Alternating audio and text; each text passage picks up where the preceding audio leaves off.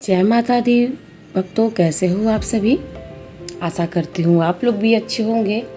तो आप लोगों को पता है कि 3 अक्टूबर से शारदीय नवरात्रि शुरू होने वाली है और जिस कारण दुर्गा सप्तशती की जो ये पाठ है सिद्ध कुंजिका स्त्रोतम, इसको पढ़ने से क्या लाभ होता है और इसको कब करना चाहिए, कितनी बार करना चाहिए और इस सिद्ध कुंजिका के करने से लाभ क्या होगा और इसमें सावधानियां क्या हैं और हम किस किस अपने परेशानियों पे संकट आने पे हम सिद्ध कुंजिका स्त्रोतम के पाठ को कर सकते हैं, मैं आपको बताती हूँ।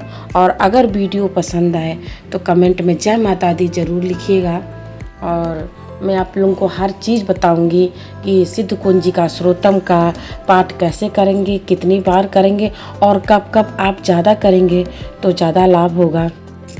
तो इस सिद्ध कुंजिका स्त्रोतम के पाठ का मेन यही है। यहाँ भोलेनाथ ही यानी जो शिव जी हैं, शिव जी ही माता गौरी से कहते हैं कि हे गौरी, ये जो सिद्ध कुंजिका स्त्रोतम का पाठ है ये बहुत ही रहस्यमयी है, यह बहुत ही स्वप्योनि से परे है और बहुत ही गुप्त तरीके से इसको रखना चाहिए, क्योंकि इस पाठ को किसी के सामने नहीं किया जा सकता। ये बहुत ही गुप्त पाठ है जो कि देवताओं से भी परे है और इसका प्रयोग मतलब किसी का भी वशीकरण, उच्चाटन और किसी भी तरह का मंत्र प्रयत्नपूर्वक, किसी भी तरह का मतलब भूत प्रेत किसी भी चीज़ में आप किसी भी चीज़ से अगर परेशान हो तो कर सकते हैं, कोई दिक्कत नहीं है। क्योंकि ये जो सिद्ध कुंजिका स्त्रोतम का पाठ है ये बहुत ही रहस्यों से भरा हुआ है।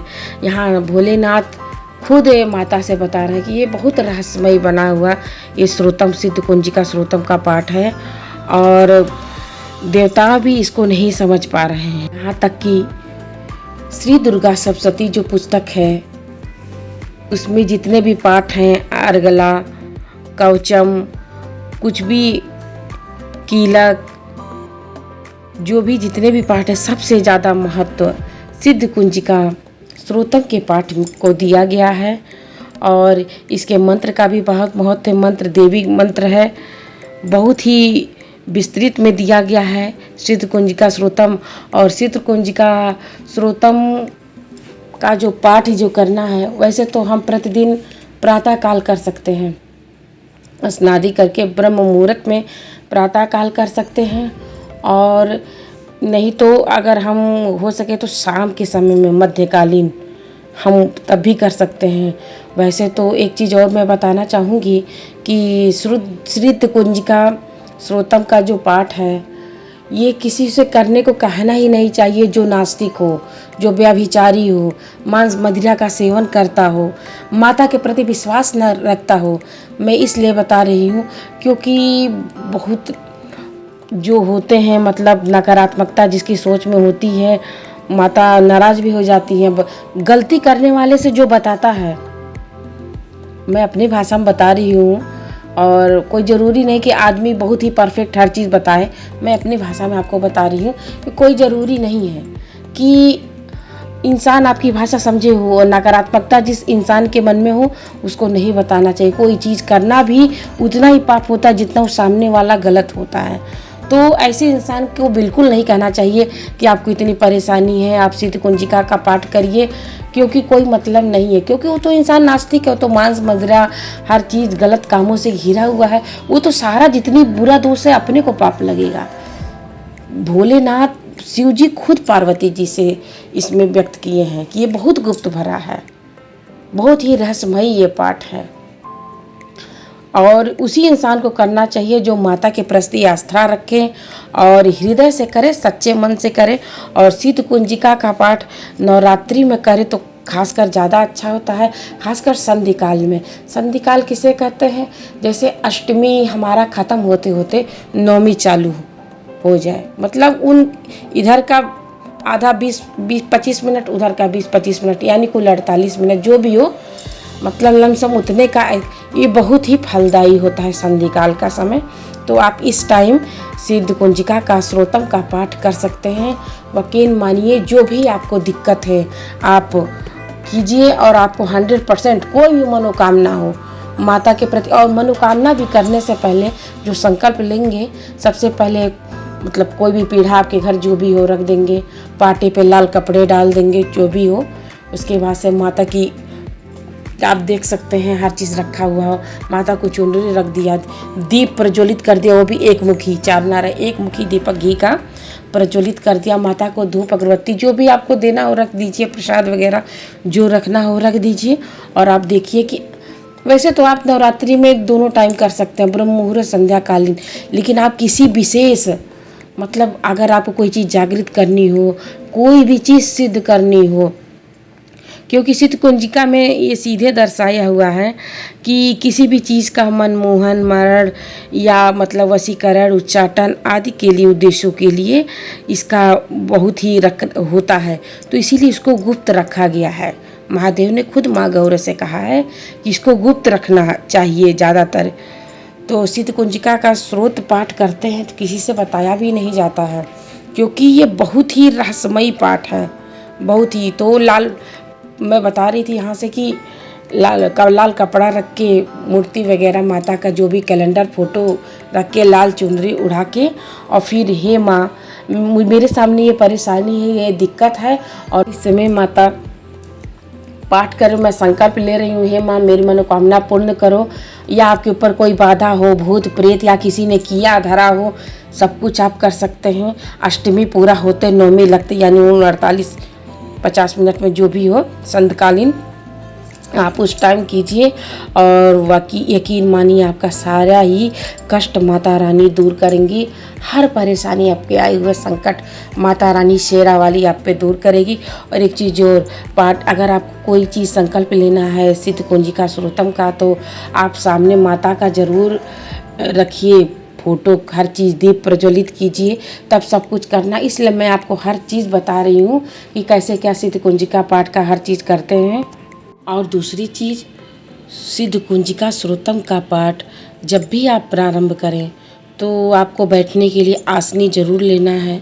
सर पे जो भी हो, अगर जेंट्स हो तो सर पे रुमाल वगैरह आप डाल सकते हैं, महिलाएं हैं तो चुनरी या कुछ भी अपना लिए ही रहती हैं, तो लाल कपड़े का ज़्यादा महत्व रहता है।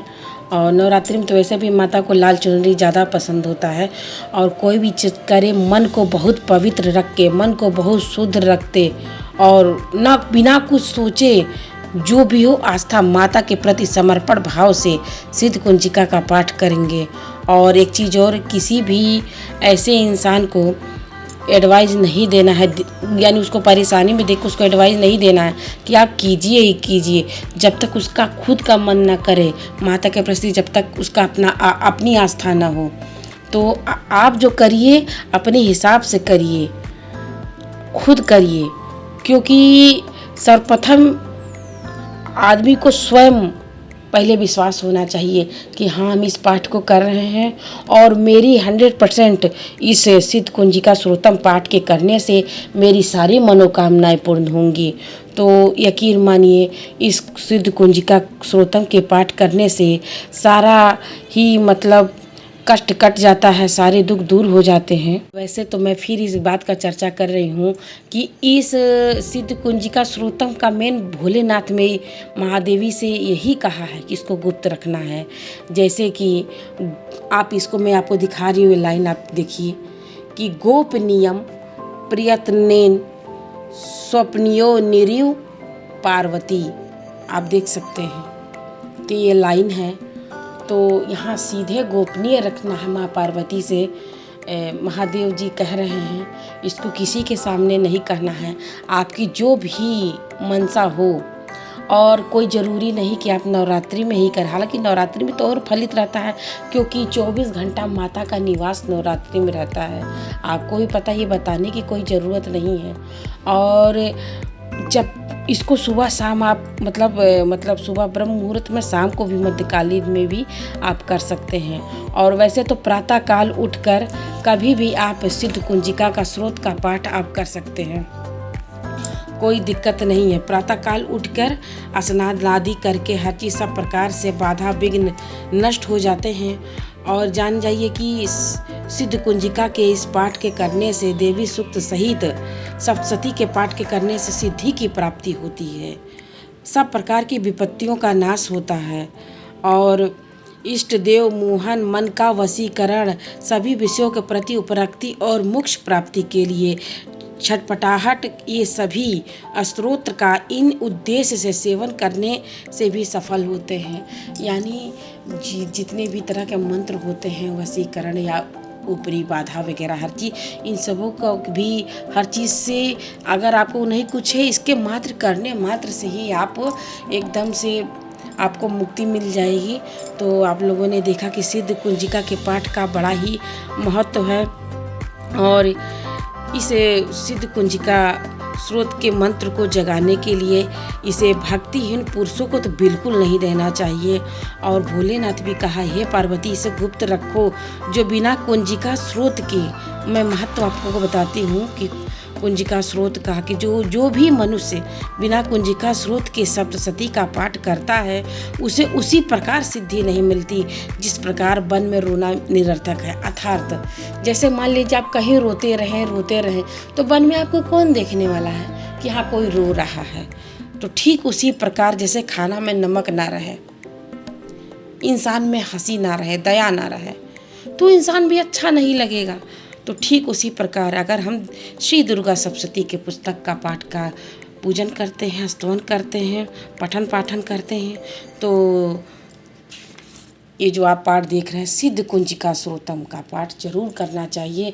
और विधि विधान में मैंने फिर से मैं बता दे रही हूँ कि पाटे पे लाल चुनरी या कपड़ा कोई भी रख दे, उसके बाद से माता की मूर्ति, लाल कपड़ा रखने के बाद माता का फोटो जो भी हो आपके पास रख दे, एक मुखी दीप प्रज्वलित करने के बाद जो भी आप हो माता से हर चीज़ संकल्प लेके, वैसे तो आप नवरात्रि में ज़्यादा फलित होता है, लेकिन अगर आपकी आस्था बहुत ज़्यादा हो और आप उसके प्रति एकदम से दृढ़ हैं, निसंकल्पी हैं, तो आप सुबह प्रातःकालीन पे आप ज़्यादा करें।